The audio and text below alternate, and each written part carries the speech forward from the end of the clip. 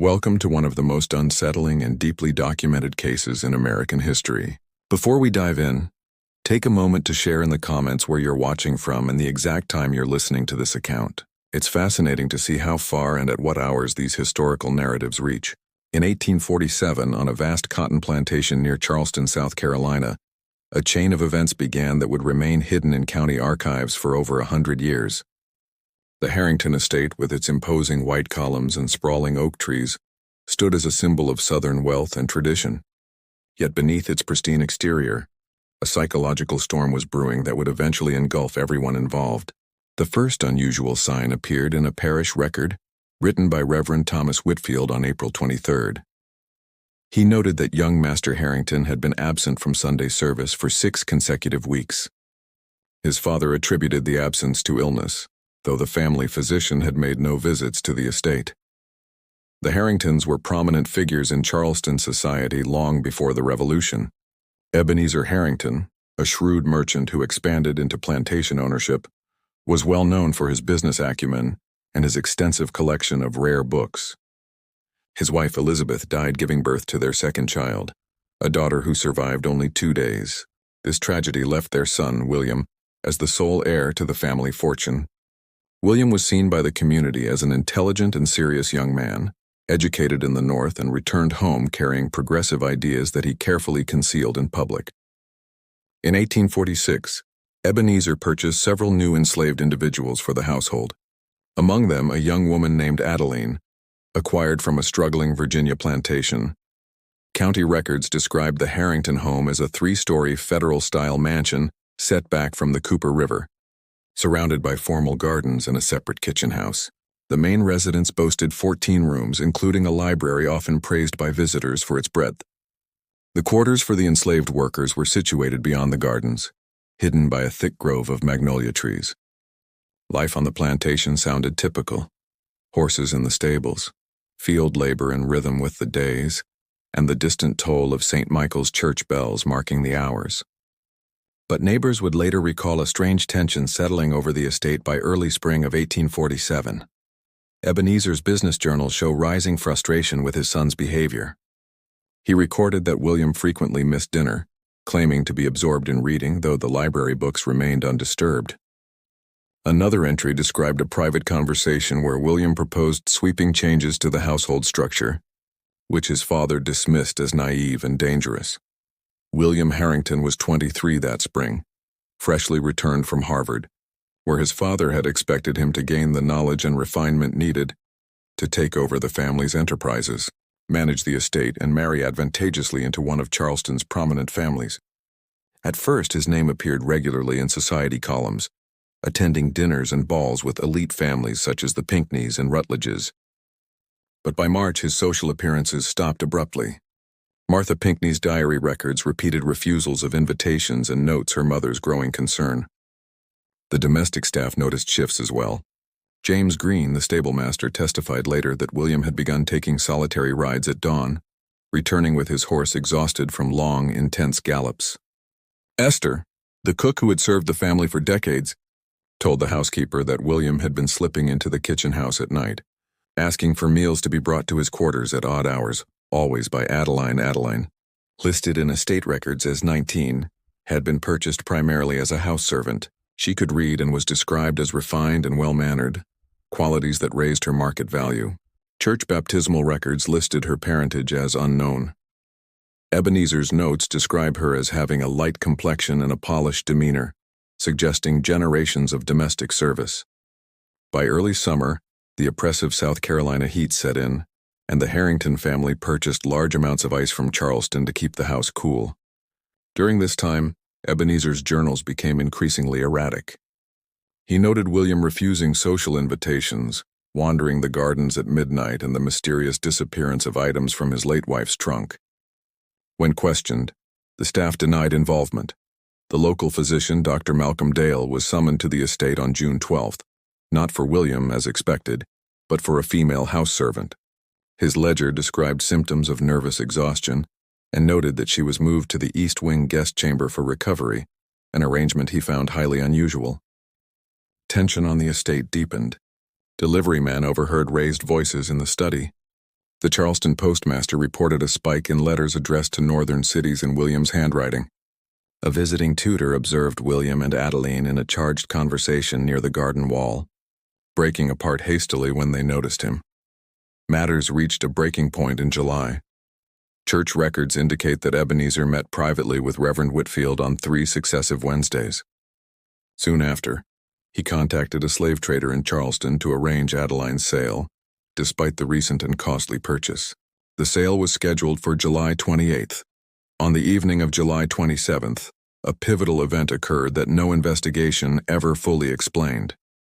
A dinner had been planned with the Rutledge family, including their eldest daughter Catherine, a prospective match for William. Preparations were elaborate, yet the Rutledges never arrived. Earlier that afternoon, a messenger had delivered a note directly to William, who read it silently before heading inside to speak with his father. Witnesses overheard a heated argument behind the study doors that lasted nearly an hour. William emerged pale but composed, retreating to his chambers until dinner. Ebenezer, meanwhile, instructed that the dinner proceed despite their guest's absence. The atmosphere was described by the housekeeper as suffocatingly silent. Adeline served at the table while Ebenezer watched her every move with unnerving focus, and William barely touched his food, staring down at his plate. Afterward, Ebenezer retired to the library with his brandy, and William declared he would ride into Charleston on business, a strange decision at night. James prepared his horse and noted the unusual timing. William departed the estate around 8 that evening, setting in motion a chain of events that would forever alter the Harrington legacy.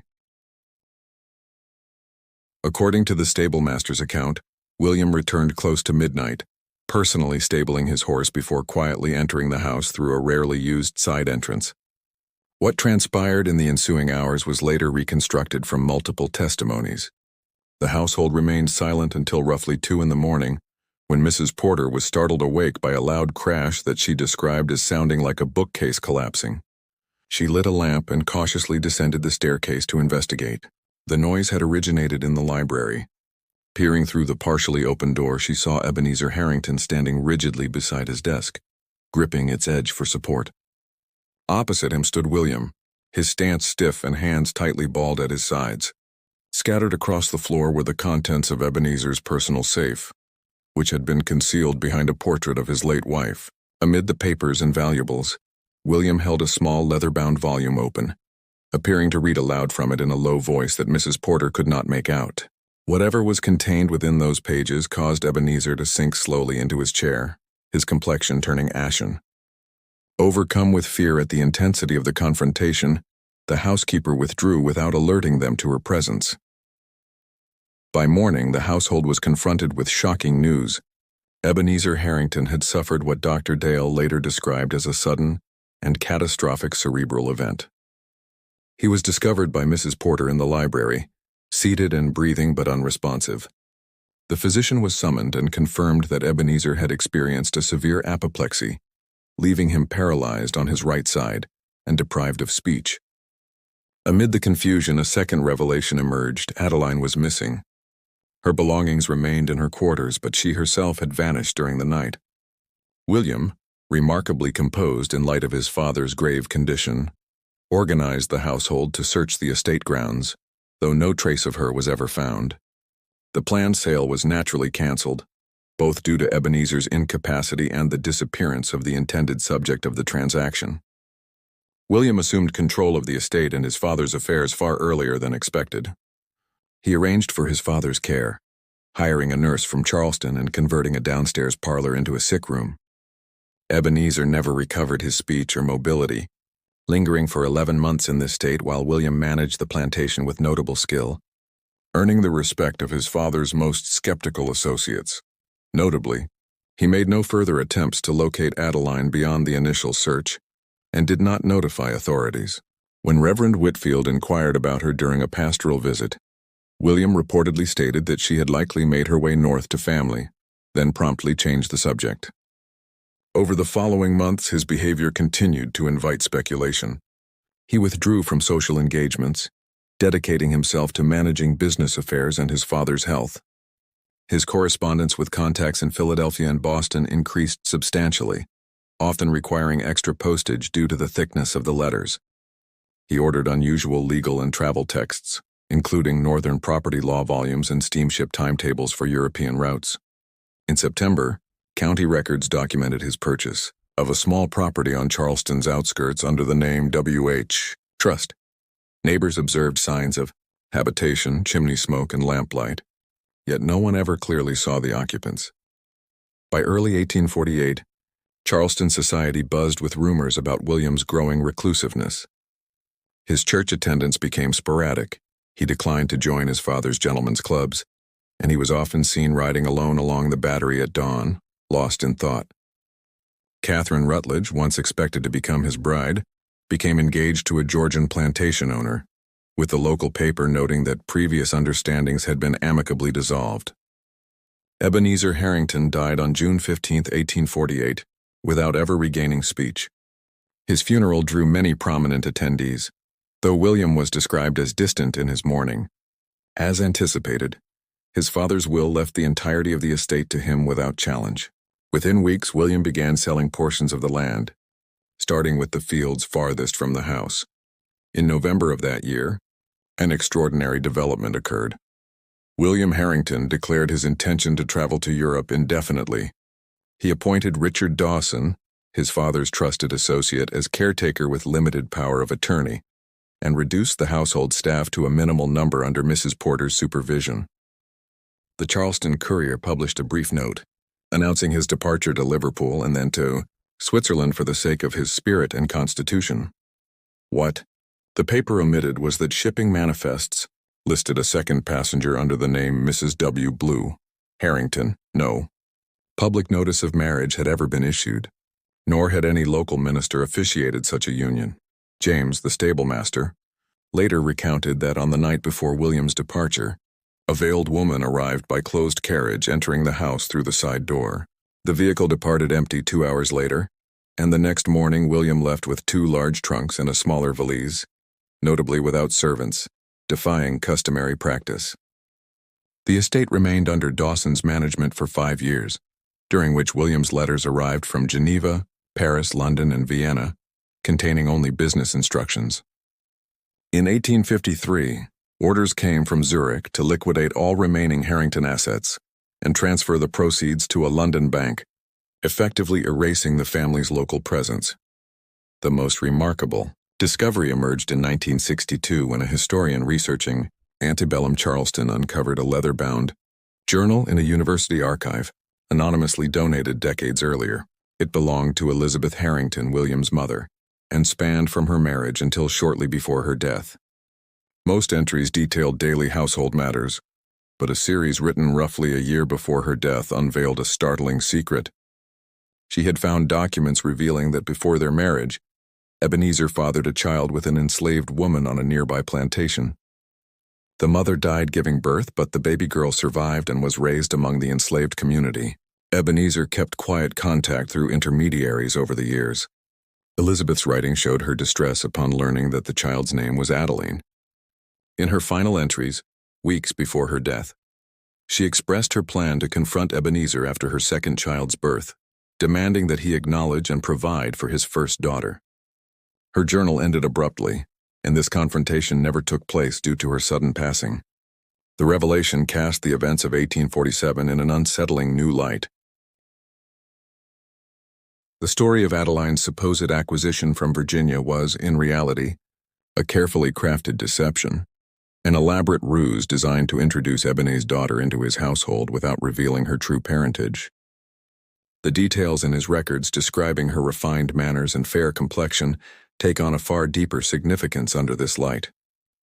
Most crucially, the bond that developed between William and Adeline did so without either of them realizing that they were siblings, sharing the same father. The leather-bound journal that William unearthed in his father's safe that fateful night was almost certainly Elizabeth's. The revelation within that the woman he loved was in fact his half-sister triggered Ebenezer's stroke and set off the chain of events that followed. The small estate purchased under the W.H. Trust was likely meant to serve as a temporary refuge for Adeline following her sudden disappearance from the family home. The veiled woman who joined William on the eve of his departure was almost certainly her. What unfolded for William and Adeline after they left America remains cloaked in mystery. Swiss documents from 1849 record a William Harrison and his wife purchasing a modest villa near Lake Geneva. British banking ledgers show steady withdrawals from the Harrington estate via a London solicitor until 1876, when the account went dormant. No official death records have been found for either William or Adeline under any known aliases, nor is there any trace of children. For nearly 10 years, the Harrington mansion stood abandoned before a Philadelphia family, unaware of its shadowed past, bought the property. It later burned down during the Civil War, leaving only the stone foundations and chimney standing. Today, the land is part of a quiet suburban neighborhood near Charleston, unmarked and unremarked, its tragic past unacknowledged. The sole surviving artifact is Elizabeth's small leather journal, preserved in a university archive, its yellowing pages still holding the secrets that destroyed one family and perhaps forged another. In 1968, a researcher tracing William and Adeline's fate came across a striking entry in the visitor log of a modest art gallery in Geneva. A painting had been donated in 1862 by a reclusive couple known locally as the Americans, who resided in a lakeside villa. The artwork, still in the gallery's possession, portrays a woman beside a garden wall, her face turned slightly away. Faintly visible in the shadows behind her is the silhouette of a 3-story home with white columns. The painting bears the simple title, Memory of Home, and the initials AH. Perhaps certain stories are never fully concluded, only reshaped by time. The echoes of the Harrington tragedy continue to reverberate, a stark reminder of how buried truths can corrupt generations, and how love and the yearning for freedom can drive individuals to abandon everything familiar for a new beginning.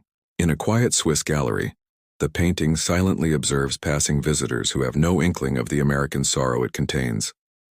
Meanwhile, Charleston tour guides recount celebrated local legends, never mentioning the merchant's son who vanished overseas with his father's deepest secret.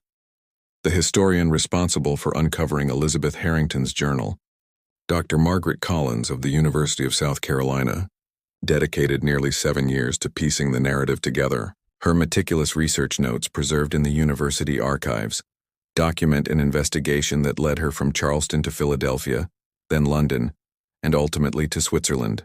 Her findings within Swiss municipal archives both illuminated and complicated the mystery. Property records from Geneva Canton confirm that William and Adeline, living under the surname Harrison, occupied their lakeside villa until 1873. Tax filings list William's occupation simply as man of independent means, while Adeline appears as artist and wife. Church registers from a nearby Protestant parish indicate that they were accepted within the community, though they maintained a certain reserve, never fully assimilating. Neighbors remembered them as courteous yet private, their speech marked by an American accent when they conversed in French. And they rarely discussed their past. A particularly revealing document surfaced among the papers of a local physician, Dr. Henry Beaumont, who occasionally attended to the couple. His medical notes, penned in French, observed that Madame Harrison enjoyed generally good health, despite repeated miscarriages and a deepening melancholy during the autumn months. More strikingly, he recorded a conversation with William, noting that Monsieur explained their childlessness results from a condition preventing healthy offspring. When pressed, William became withdrawn, saying only that some family circumstances cannot be overcome. The doctor added, "I sense a profound sorrow beneath his composure." This cryptic exchange indicates that William and Adeline were fully aware of their shared bloodline and the genetic risks of bearing children, leading to their apparent choice to remain childless despite multiple pregnancies. Their years in Switzerland were stable and comfortable, marked by occasional travel to Paris and Vienna, as indicated by passport records, but always anchored to their lakeside retreat. In 1866, they expanded their property, purchasing adjacent land to enlarge their gardens and build a small studio where, according to neighbors, Adeline painted portraits and landscapes that were sometimes shown in local galleries. Then in 1873, something shifted. Property ledgers record the sale of their villa to a British banker, after which the couple vanishes from Swiss documentation. London banking records reflect a large deposit from the villa's sale, followed by the establishment of a new account in Florence, Italy. Dr. Collins traced their path to Tuscany, where she found evidence of an American couple William and Anna Harrison, purchasing a small olive farm outside Florence in 1874. The description of Anna matches Adeline, an American woman, approximately 46 years old, fair-complexioned. It appears the couple sought even deeper seclusion in rural Italy, further retreating from the society they left behind. Dr. Collins' most poignant discovery came from the archives of a nearby parish. In 1876, church records documented William Harrison's death at age 52, following a winter illness that led to lung inflammation. His wife, Anna, arranged for his burial in the local cemetery, where his weathered gravestone still bears the inscription, William H., born of one world, found peace in another. The final chapter of Adeline's life remains partly hidden, lost in the quiet folds of history. Italian property archives indicate that Adeline retained ownership of the farm for an additional 11 years, living alone as confirmed by tax records. Oral histories collected by Dr. Collins, through interviews with elderly locals, painted a picture of La Vedova Americana, the American widow, as a reserved figure who spent her days painting and tending her olive trees, occasionally selling small landscape paintings to travelers from Florence. In 1887, the estate was sold to an Italian family and Anna Harrison disappeared from official documentation. Yet, Dr. Collins uncovered a compelling clue in the records of a women's boarding house in Rome. A register entry from November 1887 listing an A. Harrison, an American widow around 60 years old, taking up residence there. The establishment primarily served genteel women of modest income, including artists and writers who sought affordable lodgings in the capital. From this point, the historical trail grows faint. No death certificate for Anna or Adeline Harrison was located in Roman archives. The boarding house's records ceased in 1893, when the institution closed its doors. A final, intriguing lead surfaced in passenger lists from ships departing Naples for New York in 1890. A Mrs. A. Harrison appeared among the second-class passengers, listed as 62 years old with Italy recorded as her previous residence. Whether this was Adeline returning to America after more than 4 decades abroad remains an unresolved question. Dr. Collins's notes on the case conclude with a meditation on the inherent limits of historical inquiry. Certain lives, she observed, deliberately withdraw from the archival gaze, choosing the partial freedom that comes with semi-anonymity. The Harrisons, or Harringtons by birth, seem to have followed such a path, leaving enough evidence to affirm their presence, but never enough to fully illuminate their inner lives. Perhaps this was their last act of self-determination, to dictate not only the course of their lives but also the contours of their remembrance and oblivion. The mystery may have remained confined to academic circles had it not been for a startling discovery in 1965 during renovations of a Back Bay brownstone in Boston. Workers uncovered a hidden compartment in the attic wall containing a tin box. Inside were several enigmatic items. A small leather-bound book with blank pages except for a single inscription. To A from W. Remember only what brings peace. A pressed magnolia flower. A daguerreotype of a young man in formal dress, presumed to be William, and most crucially a set of letters. Dated between 1891 and 1894, they were addressed to my dearest friend, and signed simply A. The letters originated from a boarding house in Boston South, and were directed to an individual identified only as M, apparently a woman who had befriended the writer. The tone suggests an elderly woman reflecting on an extraordinary life while preserving deliberate discretion. In one letter, dated February 1892, she writes, "You ask why I returned to America after so many years abroad. Perhaps it was to complete the circle, to end where I began, though not in the same place nor under the same circumstances. The South holds no appeal. Too many ghosts linger in those gardens. But here, where winter grips the city in ice, I find a strange comfort. No one pays attention to an elderly widow who keeps to herself, and that anonymity is its own kind of freedom." Another letter, penned in December that same year, offers the clearest reference to her past. M. Your curiosity about my life before Europe is natural but cannot be satisfied. Some stories cannot be told even when all their principals have left this world. What appeared to be romance was also tragedy, and what seemed an escape was equally exile. Know only that I loved fully a man who gave up everything earthly for me, and I for him. Whatever judgment history may render, we answered first to our hearts, and that was enough. The final letter, dated April 1894, has the tone of a farewell. My health weakens as the snow melts. The doctor speaks reassuringly, but his eyes tell another story. I am unafraid. My life has far exceeded what was meant for me, and each day has been an unexpected gift. The paintings I have entrusted to you are my legacy, not for their modest artistic worth, but for the memories they hold. The garden wall, the lake at sunset, the olive grove in morning light. Each preserves a chapter of a story I could never set to paper. No death record for Adeline under the name Harrison appears in Boston's municipal files, suggesting that she may have adopted another identity late in life or perhaps died elsewhere.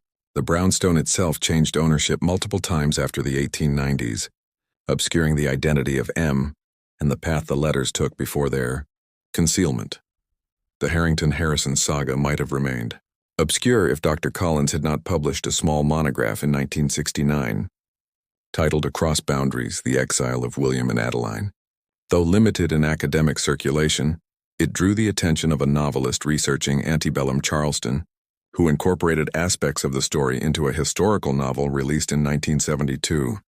Fictionalized and romanticized, the book nonetheless sparked renewed curiosity about the real historical figures. In 1978, a descendant of Richard Dawson, who had overseen the Harrington plantation during William's absence, uncovered further correspondence in a family archive. These letters, exchanged between Dawson and William during the couple's early Swiss years, revealed Dawson's knowledge of their true relationship and his role in facilitating their escape from Charleston. His involvement stemmed from a deathbed promise to Elizabeth Harrington, who entrusted him with her journal and charged him to aid her children should the truth ever surface. The most haunting object linked to this narrative remains the painting in the Geneva Gallery. Art historians examining it have noted that, while technically the work of a skilled amateur rather than a formally trained painter, it possesses striking emotional depth. The woman's posture, turned away from the plantation house yet still acknowledging its presence, captures the essence of Adeline's dual existence. She is bound to her birthplace by blood but alienated from it by circumstance, simultaneously connected and exiled. Uninformed visitors often remark on the painting's melancholy aura, the sense of something tender yet painful preserved in pigment. The image tells, without words, a story of difficult choices, shifting identities, and the costs of love and autonomy. Memory of Home endures as both an artistic piece and a historical artifact, a visual testament to lives that official history sought to erase. What remains unresolved, and may never be answered, is precisely when William and Adeline learned of their sibling relationship. Did the knowledge precede their romantic attachment, delaying but not preventing it? Did they resist at first only to yield later? Or did they rationalize that a society that had already denied Adeline's humanity lacked the moral authority to dictate their hearts? The surviving journals, letters, and records provide no definitive resolution. What they do show is that, whatever their private moral calculus, William and Adeline embraced their decision fully, relinquishing wealth, position, and homeland rather than parting ways. Their voluntary exile reveals both the intensity of their bond and the impossibility of sustaining it within the rigid social structures of 19th century America. Their story occupies the liminal edges of the historical record, pieced together from fragments, ship manifests, deeds, medical notes, personal correspondence that disrupt conventional narratives of antebellum plantation life. It uncovers human complexities that traditional histories often obscure, showing how individuals could defy the strict categories of their era in pursuit of personal truth at great cost. A final postscript to their story surfaced in 1982, when a small Boston museum acquired a group of paintings from a private estate, including several attributed to A.H. One unfinished canvas, smaller than the others, depicts two figures walking away from the viewer along a tree-lined path. Their faces are hidden, but their posture, an older man leaning slightly on a woman's arm, conveys a quiet intimacy and interdependence, an unspoken epilogue to a life lived between worlds. The backdrop features mountains that experts in art history have noted closely resemble the landscape surrounding Florence. Though the painting itself carries no official title on its frame, faint pencil marks on the reverse side reveal 3 evocative words: the path chosen. By the 1990s, the Harrington narrative had once again receded from public discourse, lingering mostly in the specialized circles of scholars studying the antebellum era. Yet like a buried thread woven through the fabric of history, their story periodically reemerges in unexpected places. A brief mention in scholarly works examining plantation households, a passing reference in studies of racial identity in the American South, or as a methodological example in academic courses, illustrating how fragments of evidence can be pieced together to reconstruct forgotten lives. One of the most meaningful tributes to William and Adeline arrived in 2005, when the University of South Carolina inaugurated a digital archive dedicated to documenting alternative family structures in antebellum America. At the heart of this project lie the Harrington-Harrison materials, including Elizabeth's journal, William's business correspondence, and high-resolution images of Adeline's paintings, now accessible to researchers across the globe. The archive's introduction notes that while their story is singular, it illuminates broader truths about how individuals of their era maneuvered within, pushed against, and sometimes transcended the rigid social frameworks that sought to define them. In the quiet study rooms of archives stretching from Charleston to Geneva, within the digital repositories of universities, and in the minds of those who encounter their tale, William and Adeline endure, not as distant historical oddities or romanticized figures, but as complex human beings who made deliberate, often agonizing choices in circumstances that left little room for compromise. Their journey underscores a timeless lesson. Beneath the sweeping movements of history and the structural forces that shape societies, individual lives unfold in ways rich with nuance, contradiction, and courage, qualities that the archival record can only ever partially capture. The echo of their footsteps along the shores of Swiss lakes and among Tuscan olive groves has long faded into silence. The hands that composed those letters and brushed those canvases have returned to the earth. And yet something vital endures. The quiet but powerful testimony of lives fiercely determined to define themselves, rather than be confined by imposed categories, to forge bonds across lines drawn to divide, and to create meaning in a world that denied their equality. Within that testimony resides both the poignancy of their suffering and the enduring strength of their defiance, a legacy that continues to speak long after their voices have gone.